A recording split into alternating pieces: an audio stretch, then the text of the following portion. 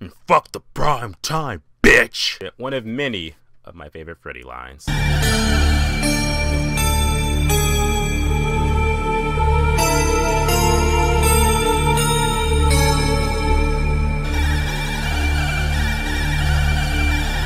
A Nightmare on Elm Street. Before I get this video started, guys, I just have to say that our heart is really sad, in RIP to Wes Craven, one of the master, the founding fathers of horror movies that they brought to us. And when I heard the news yesterday, I was just like, Wes Craven's dead. It was on my mind all day, and the only thing I think about is that I gotta do me a Nightmare on Elm Street review. I gotta do it because it's one of my favorite all-time horror franchises ever. His name is Krueger, Mom. Fred Krueger.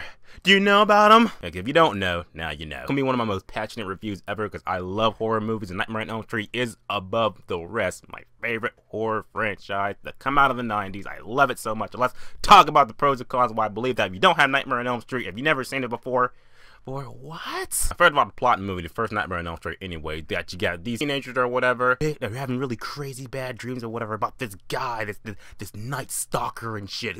Who is he? Throughout the movie, you find out that it is indeed Freddy Krueger. Now, one of the great things about this movie is that, like I said, it introduced Freddy Krueger, one of the most iconic of iconic boogeymen ever. Guy kills you in your dreams, Your dreams. When that first came out, that was like, what the fuck, man? That was the most craziest shit ever. Ever. Gotta kill you a dream, nobody's safe. Never sleep again. Now, Nightmare on Elm Street is a movie that really put a lot of people on the map for real. Yeah, first of all, one first movie to star Johnny Depp. But yeah, before he was Jack Sparrow, he was yeah, Nancy's boyfriend. Now, you know, Heather Langenkamp, man, she's the star in the movie. She's Nancy Thompson. You know, she's the one that ultimately fends off Freddy Krueger. And obviously, we got Robert Englund, who is the only Freddy Krueger that ever existed. Only one that ever existed, guys. The only one ever existed ever. But don't let no one tell you otherwise. Thing is, it was 70s, like 80s, so of course the acting was actually really passable. You really bought the fact that these teenagers were being threatened by this maniac dude with razor blades on his hands and shit, and you bought it. But you gotta think about the mindset of the people back then, you know, watching it back when it first came out in theaters. They were like, holy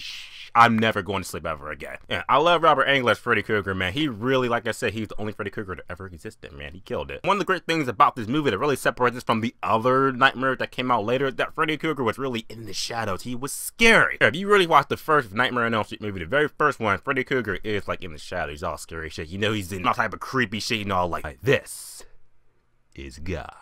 Another awesome thing about this movie, the soundtrack. The soundtrack in the movie is just, you could just put the soundtrack on repeat and relive every scene in this movie. Especially the Nightmare on Elm Street theme that, you know, Wes Craven did, and everything's all like da da da da.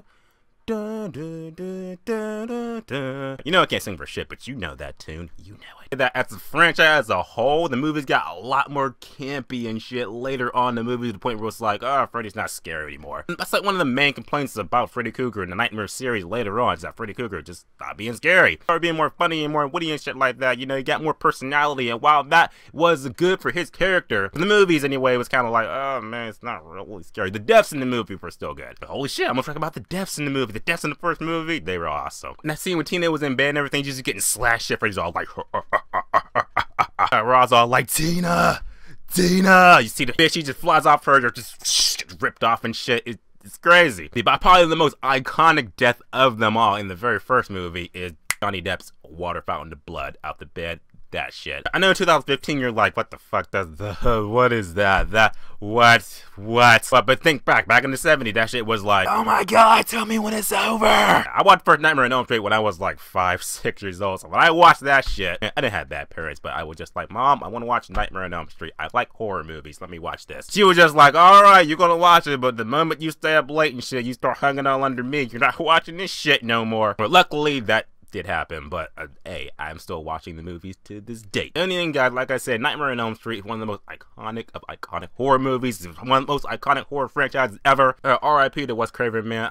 Man, my heart just goes out to him and his family and everything. I'm so happy that he made a movie like this and made other movie franchises like Scream, but this is it. For the rating, I gotta say, for the first Nightmare on Elm Street, it's easy. Nightmare on Elm Street 1 gets an out of 10, which is definitely worth buying on Blu-ray. Right, it's not the perfect movie, but hey, if you are a Nightmare fanatic, you gotta get this movie. So like I said, RIP to Wes Craven, guys. Make sure you put the RIP in the comment section. And also put in the comment section, what is your favorite Freddy line? I know all the movies, so I have a bunch. You got something special, you and I.